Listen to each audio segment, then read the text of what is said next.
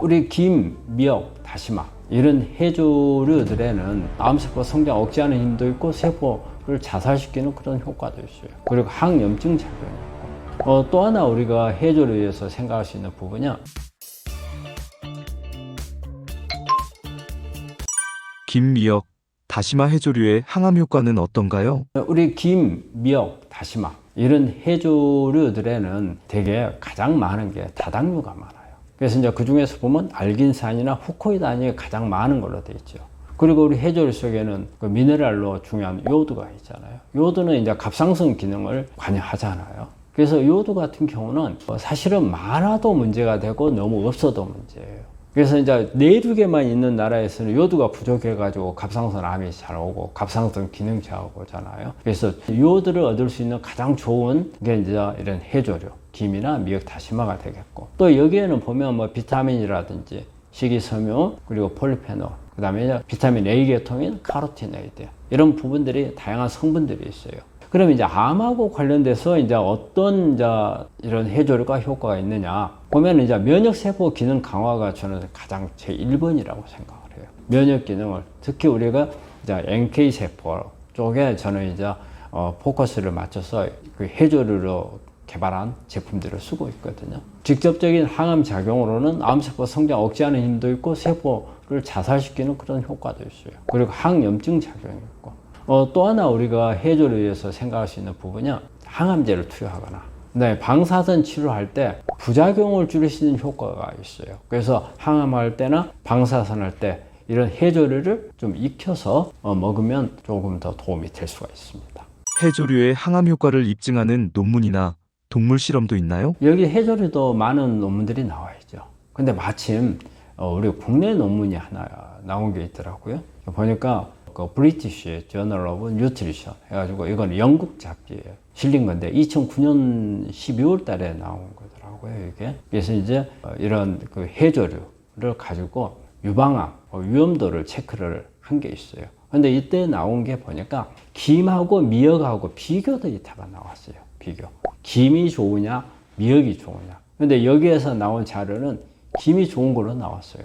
미역보다는. 그리고 먹는 양에 따라서 많이 먹을수록 항암 효과가 좋더라. 그리고 이제 어떤 발생 위험도도 낮추더라. 이런 논문이 나와 있는 게 있습니다. 해조류, 어떻게 먹어야 항암 효과가 커질까요? 김이나 미역, 다시마 먹는 것은 우리가 일상생활에서 먹는 방법이 좋은 방법이었던 것 같아요. 우리 김 같은 것은 많이 구워서 먹잖아요. 구워서 먹는 건 좋고요. 그리고 우리 미역국, 그 다음에 우리 다시마는 뭐 다양하니 맛을 내는데 많이 쓰잖아요. 우리 뭐 오뎅집에 가도 다시다 국물 나오고, 다시다는 아마 집에서도 맛내는데 우리 MSG 대신에 많이 쓰잖아요. 근데 사실 다시마 속에 천연 MSG가 있는 거죠. 그래서 우리가 인공 MSG가 아닌 천연 MSG가 다시마 속에 많이 있기 때문에 다시마 국물 내서 하는 이 방식이 어떻게 보면 가장 좋은 방식이 되겠고, 근데 여기서 좀 잘 생각해야 되는 게 너무 오랫동안 열을 가하게 되면은 안에 있는 성분들이 이렇게 변형이 될 수가 있으니까 그건 좀 조심하셔야 되고, 그리고 이제 이걸 먹을 때 다른 음식들하고 같이 먹으면 좋은 게 뭐 양파라든지 마늘, 그다음에 브로콜리, 케일 이런 부분들을 같이 먹으면 좋겠고, 근데 이 해조를 먹을 때 하나 또 생각해야 될 부분은요, 내가 맛있고 좋다고 해가지고 너무 과량 먹는 것은 좋은 게 아닙니다. 오히려 요오드 같은 게 너무 많아질 수도 있고, 또 식이섬유 문제 때문에 어떤 장에 가스가 채우고 속이 더불어가고 안 좋을 수 있으니까 소량씩 자주 먹는 게 좋을 것 같고요. 보통 한 일주일에 한 2-3번 정도 먹는 게 아마 좋을 겁니다. 해조류 섭취할 때 주의사항이 있을까요?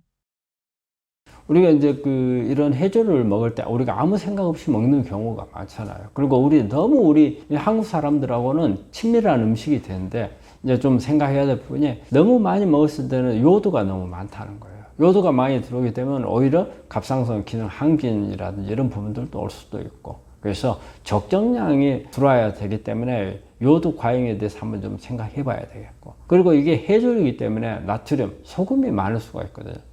그래서 나트륨이 많을 수가 있으니까 여기에다가 추가로 뭐 소금을 더 쳐서 뭐 간을 더 짜게 만든다든지 이런 부분들은 좀 피하는 게 좋겠고, 그리고 바다에서 채취한 이런 해조류나 생선류 이런 부분들은 되게 요즘에 와서 중금속 문제가 상당히 크거든요. 특히 수은입니다.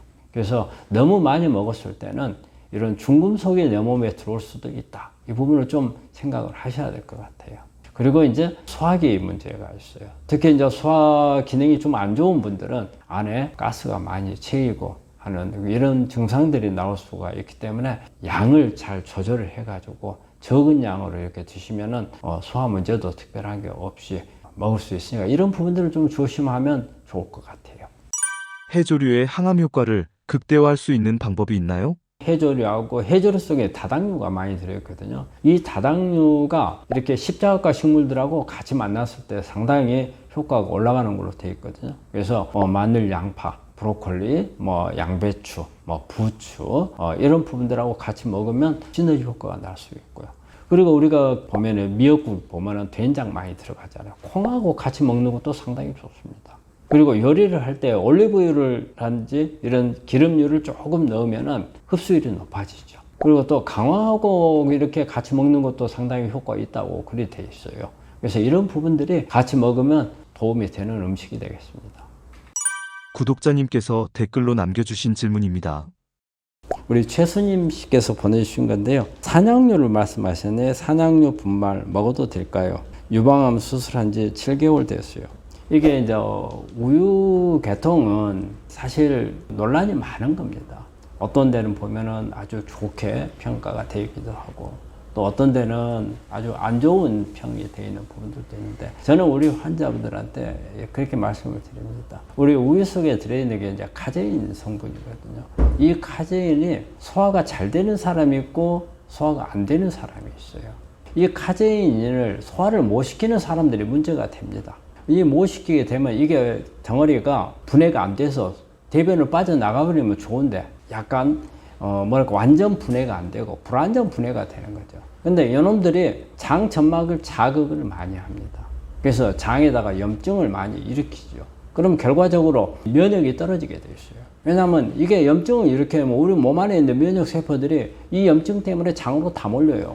결과적으로 내 암을 지켜야 할 면역이 떨어지게 되는 거죠. 그래서 우유에 대해서 그렇게 잘 소화를 못 시키고 소화불량이 잘 생기고 이런 분들은 가능한 한 안 드시는 게 좋을 것 같고, 또 우유 속에 보면은 좋은 성분이 락토페린이라는 성분이 있어요.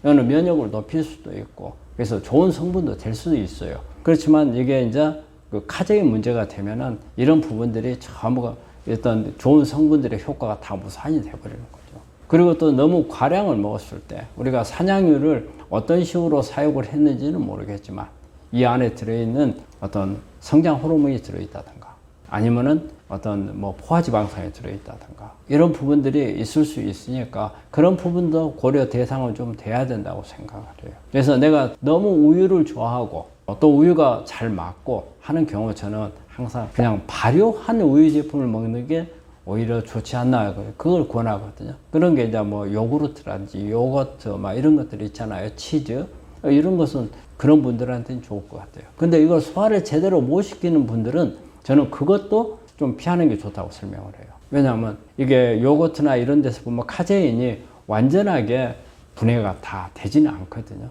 그렇기 때문에 이런 것을 먹는 사람들을 보면 되게 트러블이 생기는 경우가 있어요. 그래서 우유를 먹고 나면 막 설사하는 분들은 되게 요거트 제품 발효한 거 먹어도 설사를 하더라고요. 그래서 그런 부분을 조심하고 그런 부분이 없다면 조금 드시는 것은 괜찮을 것 같습니다.